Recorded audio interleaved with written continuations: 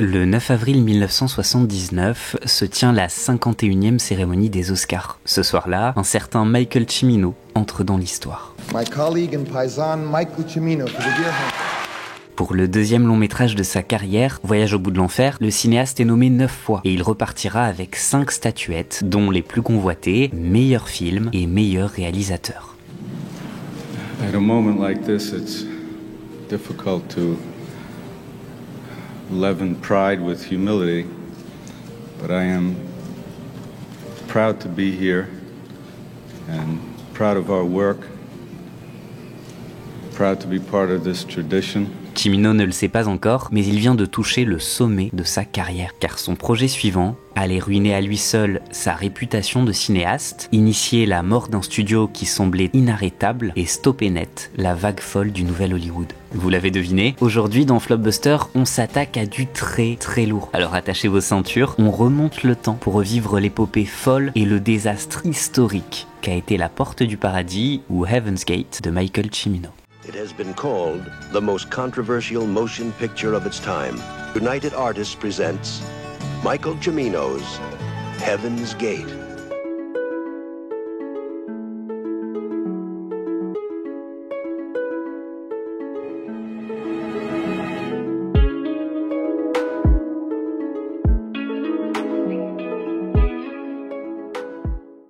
Cette vidéo est sponsorisée par CyberGhost VPN.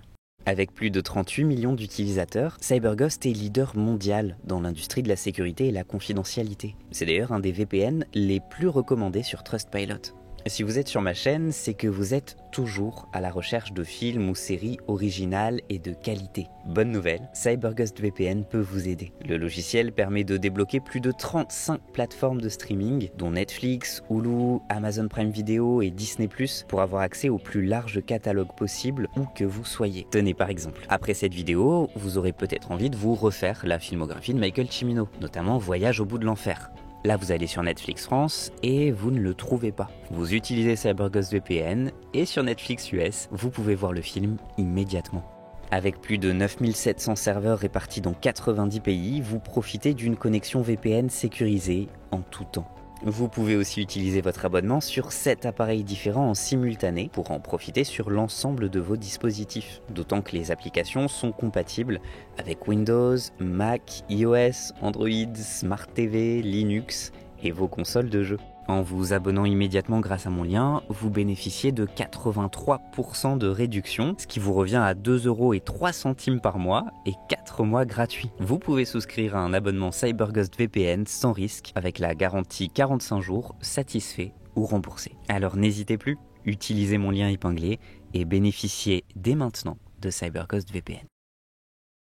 À la fin des années 60, Hollywood vit une des plus terribles récessions économiques de son histoire. Les grandes productions américaines à l'ancienne ne fonctionnent plus, le public devient totalement imprévisible, et c'est alors qu'émerge un mouvement qui va transformer le visage du cinéma hollywoodien, le nouvel Hollywood.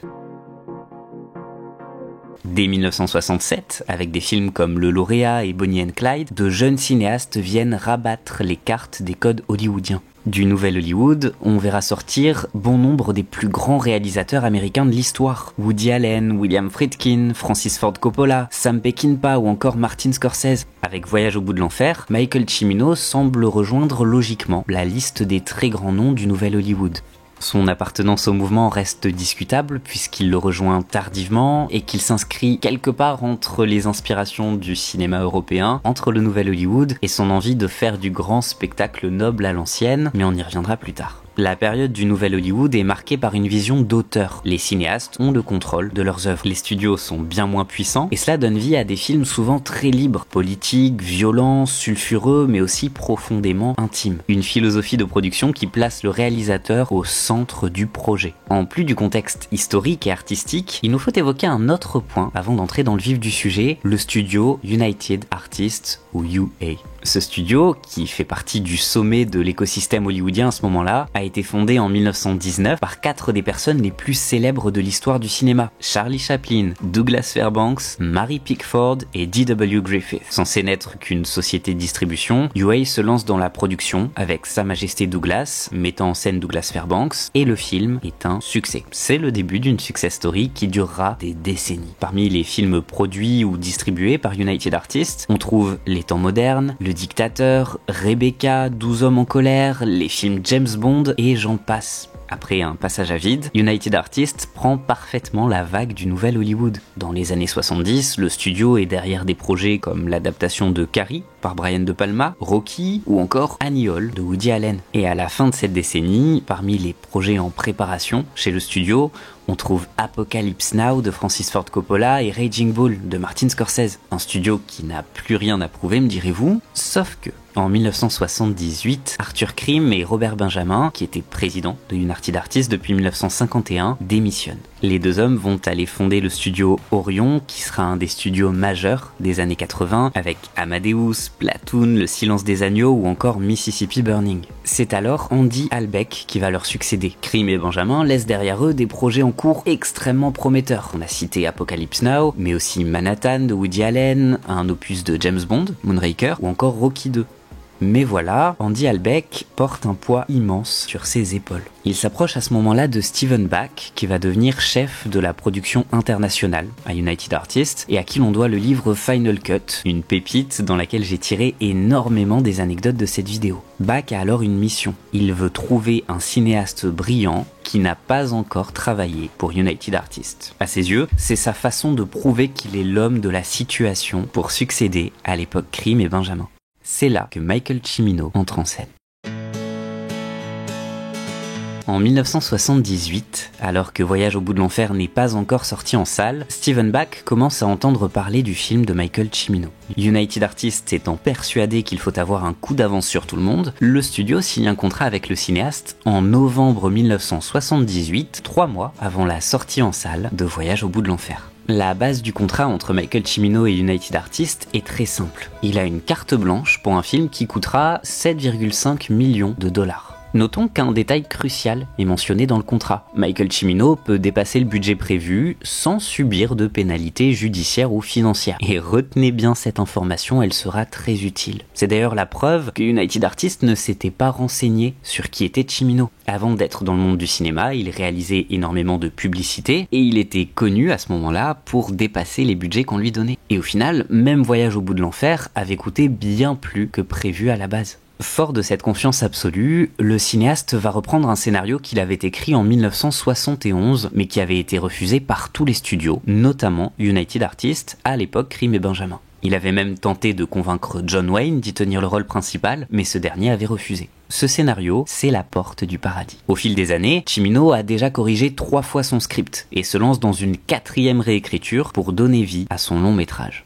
L'histoire que Michael Cimino veut raconter est extrêmement ambitieuse. En s'inspirant librement de faits historiques, son ambition est de créer un western qui raconte comment un shérif tente de protéger les agriculteurs immigrants. Loin du classique cow-boy contre indien, il veut raconter la violence des blancs envers les blancs, des riches envers les pauvres, des établis envers ceux qui tentent de s'installer. Côté casting, Cimino trouve rapidement les talents qu'il souhaite. S'il envisage d'abord Steve McQueen pour le rôle principal, le réalisateur lui préfère finalement Chris Christopherson, un acteur peut-être moins connu, mais qui a déjà eu de beaux succès, notamment avec Une étoile est née, et qu'il juge parfait pour le rôle. Il retrouve également Christopher Walken, fraîchement oscarisé pour Voyage au bout de l'enfer. John Hurt et Isabelle Huppert font également partie de l'aventure, bref c'est un casting prestigieux et international. Notons tout de même que le choix d'Isabelle Huppert est une exception dans le casting. À ce moment-là, des centaines d'actrices sont auditionnées sans que le cinéaste ni les producteurs ne soient jamais satisfaits. Un jour, Michael Cimino entre par hasard dans un cinéma art et essai qui diffuse Violette Nozière de Claude Chabrol. Le cinéaste le sait et il vient de trouver l'actrice parfaite. Il n'attend même pas la fin de la séance, se rue à son bureau et annonce qu'il a trouvé son actrice. Mais voilà, le studio ne comprend pas ce choix et va le refuser catégoriquement.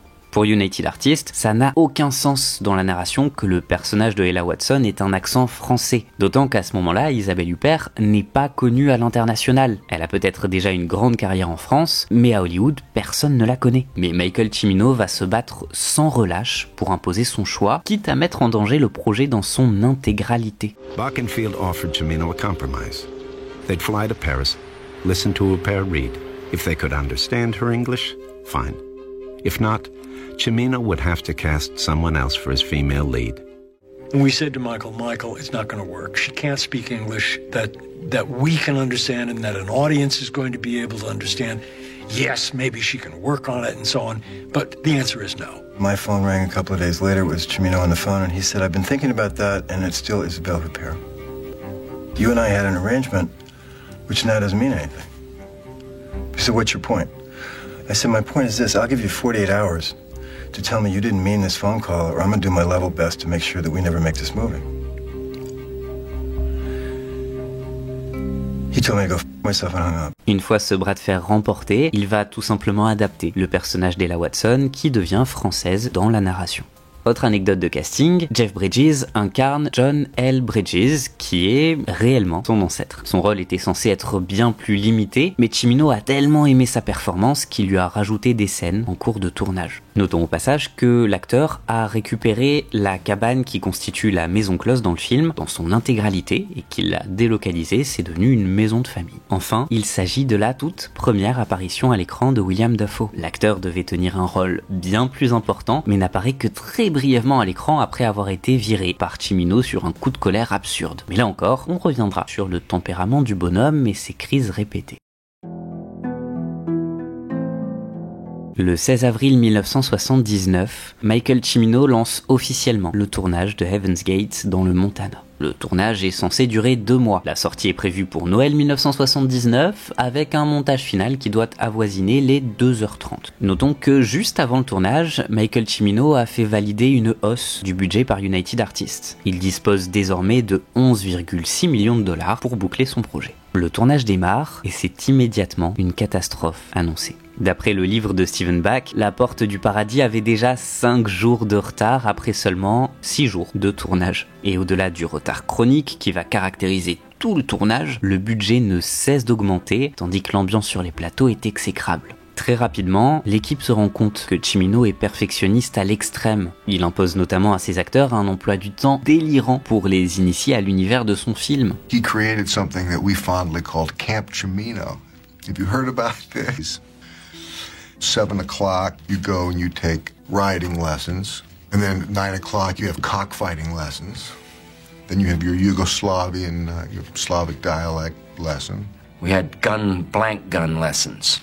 Then, after that, we went riding. We had riding lessons. And then after that, we went and had roller skating lessons. I had to take dance lessons every day, waltzing lessons, and roller skating. God, I almost killed myself on that roller skating scene. Rien que pour la séquence magnifique de la danse en patin à roulettes, tout le casting s'entraîne pendant 6 semaines sur le plateau avant que Cimino ne commence à filmer. 6 semaines d'entraînement pour, rappelons-le, un tournage qui ne devait durer que 8 semaines. Lorsqu'il commence à tourner la fameuse séquence, le cinéaste ne cesse d'interrompre les prises pour replacer soigneusement chaque figurant. Il faut parfois plusieurs heures avant qu'il ne place tout le monde, puis qu'il ne change d'avis dès qu'il recommence à tourner. Son sens du détail devient une obsession maladive. Pour chaque séquence, le cinéaste va prendre des dizaines de prises. Les acteurs racontent qu'ils dépassaient parfois les 50 ou 60 prises, notamment pour ce moment très bref qui dure à peine quelques secondes à l'écran.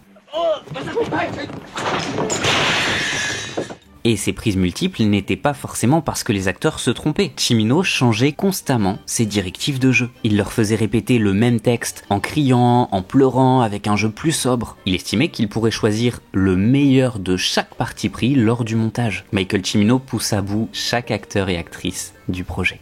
À vrai dire, le tournage est si long que l'acteur John Hurt a le temps de quitter le plateau plusieurs semaines, tourner l'intégralité du Elephant Man de David Lynch et revenir terminer ses séquences pour La Porte du Paradis. Pour les séquences de foule, Cimino va réunir jusqu'à 1200 figurants sur le plateau. Il faut d'ailleurs rouler plus de 3 heures avant d'atteindre ce fameux plateau du Montana, car le cinéaste estime qu'aucun paysage plus accessible n'était suffisamment bien pour l'ambition visuelle qu'il a pour son film. À force de prises à répétition, tout le monde est épuisé. Les acteurs, les figurants, les techniciens. Le tournage est à peine lancé que tout le monde attend impatiemment la fin. Mais ça n'arrivera pas si vite. En moyenne, Cimino tourne à peine 1 minute 30 par jour. C'est tout simplement ridicule. Après 1 mois de tournage à peine, on estime que le film perd $1 million par semaine. Autant dire que l'idéal du petit budget maîtrisé va très rapidement être enterré. À ce moment-là, United Artists estime que si le rythme catastrophique continue, le tournage va s'étaler jusqu'au 3 janvier 1980, très loin du mois de juin 79 qui avait été convenu.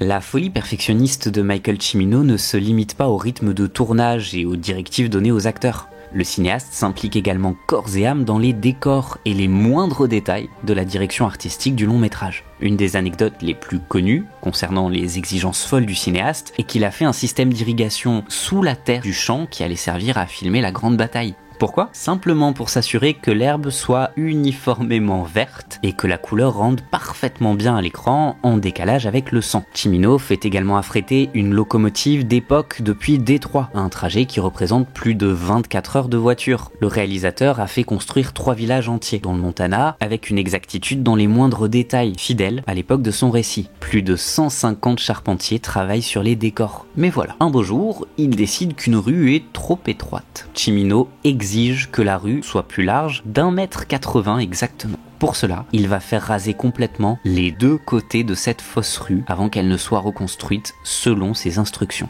Le coût de ce caprice ? $1,2 million. À croire que Michael Cimino faisait exprès de jeter l'argent du studio en l'air pour voir jusqu'où il pouvait aller avant qu'on ne lui tombe dessus.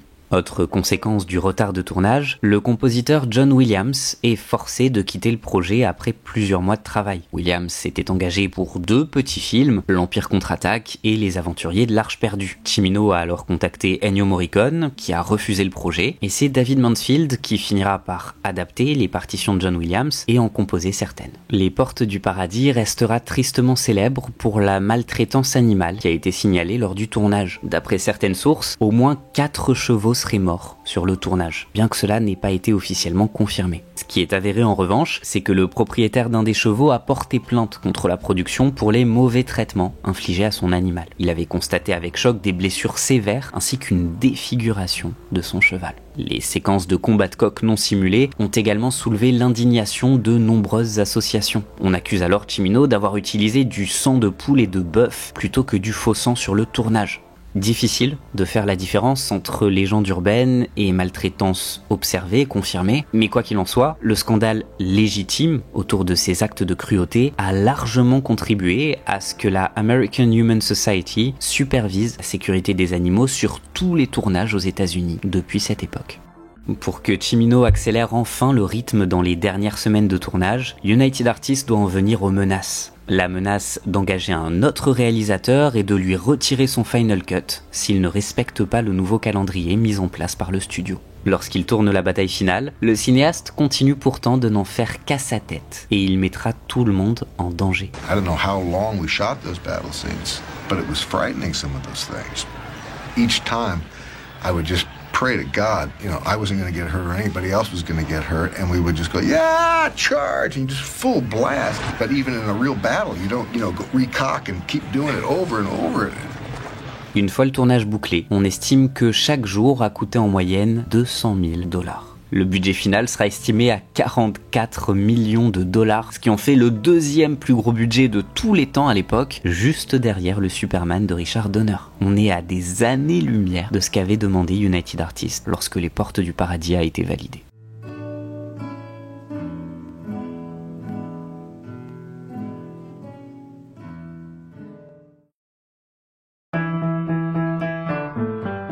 Michael Cimino repart avec plus de 225 heures de film sur 400 000 mètres de pellicule, un record historique. Le tout avec un délai extrêmement pressant puisque le studio veut que le film sorte à temps pour la saison des Oscars. Et une autre exigence, le montage final ne doit pas dépasser les 3 heures. La post-production va être tout aussi chaotique que le tournage. Selon la légende, Michael Cimino aurait engagé un garde armé pour empêcher au producteur d'entrer dans la salle de montage. D'après sa monteuse, le cinéaste aurait surtout changé les serrures de la salle de montage pour rester inaccessible.